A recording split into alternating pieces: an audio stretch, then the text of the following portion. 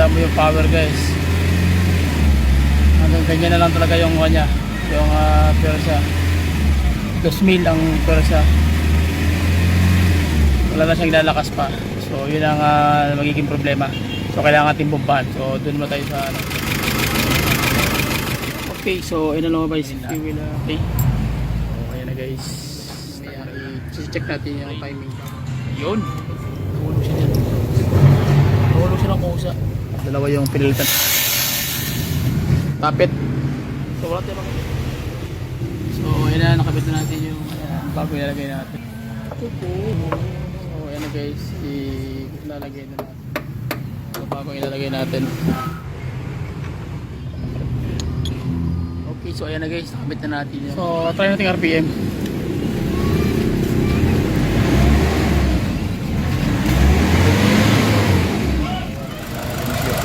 Yung kanta niya, tining na kayo, no?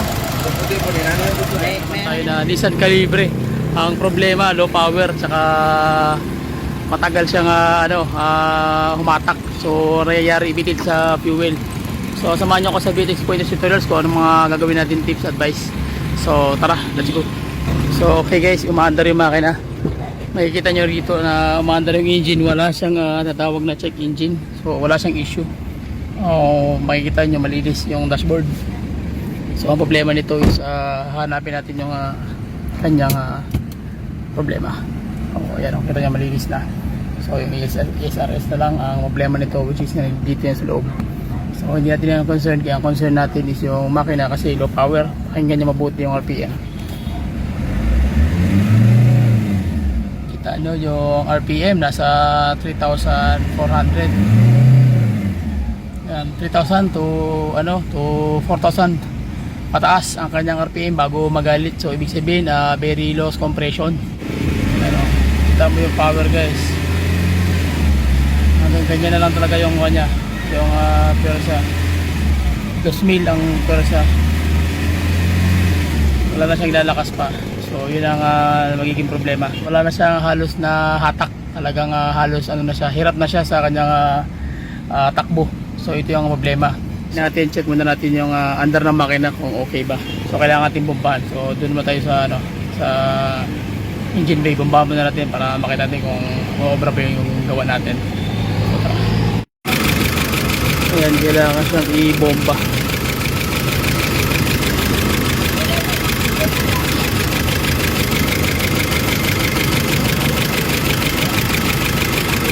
Wala kang bomba. Kung makikita nyo yung andar ng makina talagang kakaiba.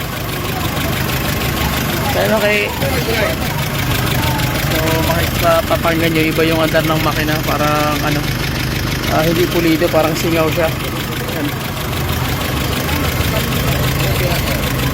Kuhaan nyo. So yun ang problema. Okay, so ang problema is yung kanyang mismo yung kanyang power ng supply ng fuel. Pero wala ka makikita check engine. Walang check engine, malinis.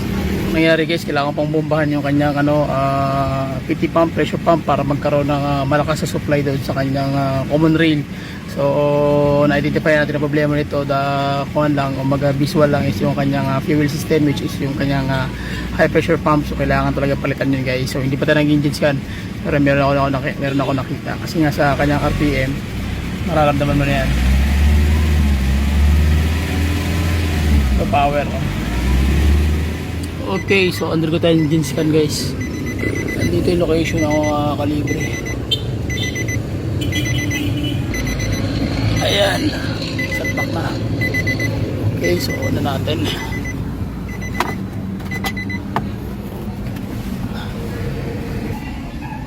Diagnose Nissan Calibre.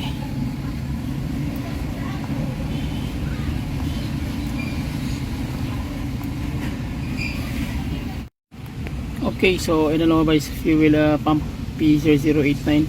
So sa mga code na ganito ang lumalabas niyan, mostly kasi niyan pag sinabing fuel pump, akala mo fuel pump talaga yan. So ito kasi nakakalibre na bara, wala siyang tatawag na fuel pump motor. Okay, so kung ano talaga siya, yung PT pressure pump lang talaga siya.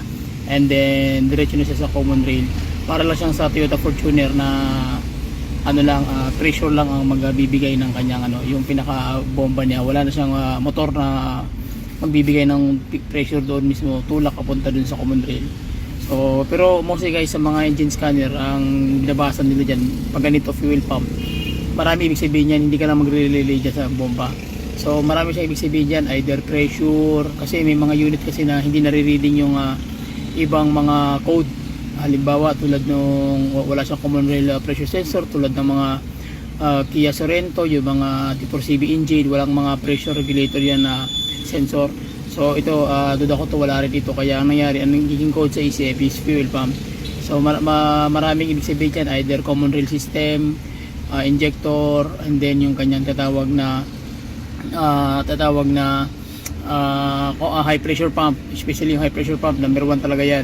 So hindi tulad sa hindi tulad sa ibang unit tulad ng mga Ford Ranger, pag ganyan ang system, hindi umaandar man siya, pero ang nangyari, nagkakaroon siya ng tinatawag na P0098, yung fuel large leak. So ito, wala siyang large leak kasi wala siyang common rail sensor na pressure regulator sensor. So ito ang kakalabasan niyan, fuel pump. Okay, so gawin natin, check muna natin yung lahat ng system, and then proceed tayo guys. So number 1 yan, magpapalit tayo ng natawag na common rail high pressure pump. Okay, tsaka yung kayong mga injector. Tuloy pa rin, kung magtatanggal kayo ng tawag niyan ng injector. So mahirap niyan tanggalin pag hindi nyo, especially sa mga baguhan, yung mga nag-DIY. So kailangan nyo muna tanggalin yung dito, yung kanyang injector valve seal bago nyo huhugutin ng pag ganun. Tulad nito, ayan, ay, nakakabit pa. So huhugutin nyo na yan, wala na tong wala na yung mga valve seal kasi nakalock yan So hindi nyo matatanggal yan pag yung valve seal hindi pa natanggal. So kailangan tanggalin lahat. Okay, so ito siya, tawag yan, tanggalin na natin to, papalitan ng valve cover, pati yung injector magbabago na tayo. Then meron tayong parts na binili, yung parts na na yun, isang set na yun, isang set ng injector, tsaka isang set na high pressure pump na common rail. So at least bago na lahat. Hindi yung may-ari mismo ang nag-suggest na bilhan ng brand new. Okay, so balik tayo guys, tanggalin muna namin yung common rail, tapos yan, tapos balik kayo ng konti. So guys, tanggalin na natin yung So ayan na guys, tanggal na ang lapay. So ayan, tanggal na. Hirap tanggalin, grabe yung dikit. Kaya nga itong mga virador, ayan, bago tayong GT. Okay, so ayan na guys, na-timing na namin. So basic pointers pa rin, kung magtatanggal kayo, timing nyo muna, tulad nyo may marking na nakalagay. So gagawa ka ng sarili mong marking bago mo tanggalin. Ayan, para sure ball talaga hindi ka magkamali. So gagawin natin, dudukutin na lang natin yung common rail. Okay, so gawin natin guys, tanggalin na natin yung common rail. So ayan na, so dinukot lang natin dahil sobrang hirap. So ayan, pwede naman dukutin, hindi natin na videoan kasi medyo na busy tayo.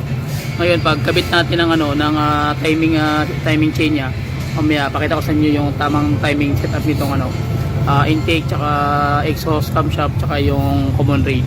Okay, so ang ating virador, Ping Ramos, ayan, panalo. So check natin yung common rail guys. So ito na yung common rail. So okay, so ang gagawin natin, bibili tayo ng pyesa. So ang gusto ng mayari, baguhan talaga to, tsaka yung kanyang injector. Ayan, kailangan bago ang ipapakabit ng mayari. Okay, so gawin natin, bibili mo tayo ng pyesa tapos tayo. Okay, so meron pa tayong pinakamabigat na problema guys, dahil habang nag-check ako ng camshaft ng intake tsaka ng exhaust, ang problema yung kanyang valve train, yung tinatawag na tappet, merong nasira. Dalawang tappet ito guys, talagang nalaglag sila habang nag-check ako sa buong system ng kanyang valve train. So check natin guys yung kanyang tappet. So makikita nyo dito, ayan, may nahulog na isa. So totally butas to talaga yung kanyang tappet. Naging main issue din ng kanyang low power. So ang location nito guys, nasa ilalim po yan ng cam loop ng kanyang intake or exhaust camshaft. Dito po yan nakalocate. So nangyari, kusa lang siyang nahulog. So buti na lang hindi kumalso at hindi nasira yung engine. So nangyari ito guys, na-check namin ito, dalawa yung nahulog mismo ng kusa dahil nga butas na at manipis na masyado. So yun po yung nagiging issue. So So ang gawin natin, gawan ito ng paraan guys. So tara, let's go. Okay, so ito na guys yung papalitan natin na piso, yung tapet. So wala tayong makitang brand new dahil nagmamadali yung may-ari. So ginawa namin, naghanap lang kami ng surplus. So problema sobrang nipis. Pero check natin kung makakaya. Samantalang ito makapal, ito manipis. So ang gawin natin, i-setting natin ito dito para makabit na natin. Tapos maglalagay tayo ng mga injector, tsaka isang common rail na puro brand new. Para makabit natin, check natin kung anong kalalabasan ng gawa natin. Okay? So basic pointers lang, at least hindi ko mabidyohan step by step. Mahalaga makita nyo lang kung paano ko tinira. Panalo na. Sa mga nagdi-DIY, tsaka sa mga bagong mekaniko. So shoutout sa inyo lahat. At sa lahat ng mga marunong dyan, shoutout sa inyo lahat. So shoutout sa lahat ng mekaniko at sa ating lahat. So God bless. Sige. Kabit ko muna to guys. Setting ko muna. Pakita ko sa inyo kung paano din i-setting yan.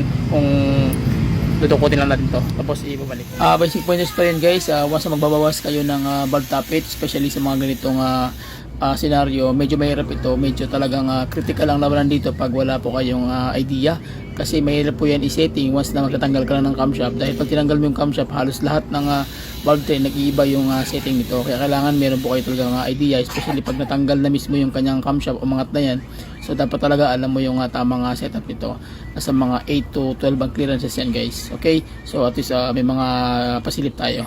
Sapagkat medyo maselan po talaga yung pag-setting nito, kailangan talaga ng konting kaalaman tsaka background sa setting clearances ng ng bawat barbula. Okay, so makikita nyo guys, malinis na yan. So nakabit na namin yan, setting na, dahil yung natanggal is dalawang piso o tapet ang napalitan natin. So medyo mahirap na ito na labanan kung wala ka pong idea. Okay? So ayan na guys, nakabit na natin yung okay na. Tsaka sa kabila, okay na rin. So same 8 ang clearance. Tapos mamaya ita-timing natin yan yung engine. Okay, so makikita nyo almost brand new yung binili talaga ng may-ari. So dahil ayaw niya na yung pabalik-balik pa yung usapin ng low power, kasi nga malayo yung biyahe nito dito sa Mindanao, Zamboanga, Jensan, so malayo talaga guys, kaya mas nagpasiguro na yung may-ari. Pero para sa atin, mas maganda na yung ganito, although wala namang problema yung kanyang common rail, high pressure pump, tsaka yung injector, pero hindi pa natin na-test yun. Pero ang gusto ng may-ari is brand new na talaga, so mas much better rin guys, para mas sureable talaga yung laro ng makina. At least talagang hindi tayo magsisi at talagang maglo-long drive talaga yung tira natin. Okay, so check natin guys at kakabit na natin to. So kakabit na natin guys yung high pressure pump. Bansa na ko katuyuan.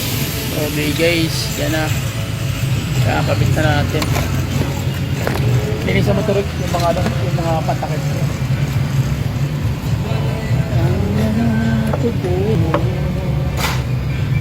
Yun,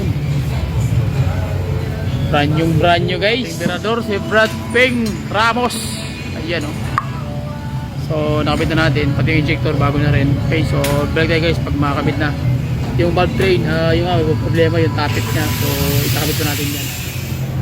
Okay, so ayan na guys, tingnan natin yung timing.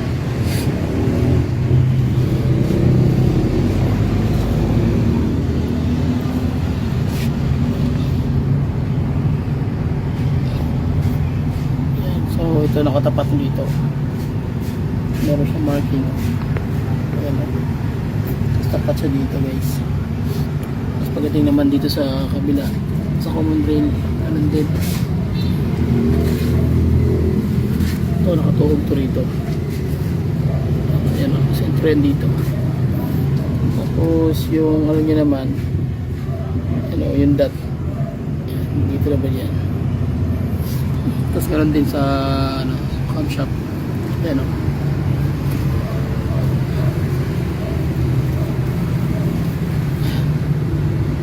ayan, dito tapat yan. Meron din dito. Tapos dito. Okay.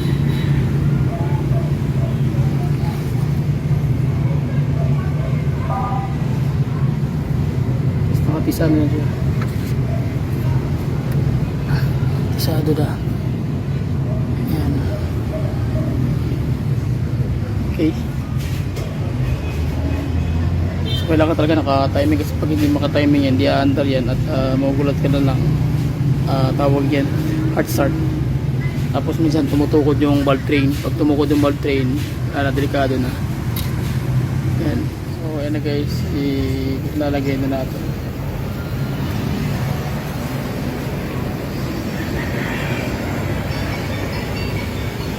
Ito, lalagyan siya ng o-ring. Kasi sa oil pump yan, ano. Ito yung oil pump niya. Oh. So kailangan lagyan siya ng ano, o-ring. Okay, so after nito guys na makabit yung kanyang timing cover, upper tsaka lower. So diretso na tayo sa kanyang injector, which is yun yung pinakauling part na ikakabit natin. Ayan, bago talaga yung binili guys, 4 na piraso. Okay, so ayan na guys, bago ilalagay natin. Ito yung luma, ito yung bago. Ayan, sige, kabit na natin. Okay, so bago ilalagay.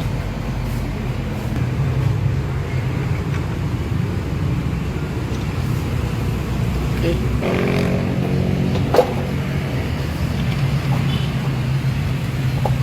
Yun. So bago na nilagay natin, panalo na. Masyado ka namang ano, harsh.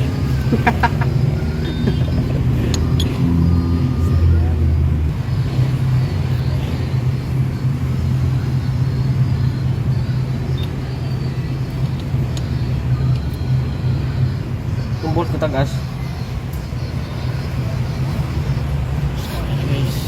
So ikabit na natin lahat yan para stock. Okay, so ayan na guys, nakabit na natin yung part ng engine. So nasa ano tayo 90%. So ito na lang ikakabit natin. So pag makabit yan guys, paanda rin natin yung makina para makita natin kung kumusta yung tira natin, especially sa pag timing doon sa ilalim, tsaka yung pinalitan natin common rail, high pressure pump at yung kanyang injector na 4, tsaka yung tapit na signating natin. Okay, so sige, balik tayo guys pag mapaandar natin to. Okay guys, so check natin, start natin makina.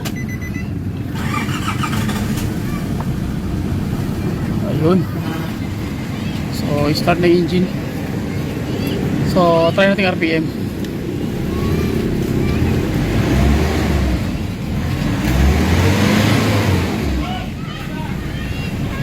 Okay, lakas na masyado guys. Yun na, oh. So panalo na. Okay. So ang itong birador, Brad Ping Ramos. So check natin yung makina. Boss, kay boss. Ayun.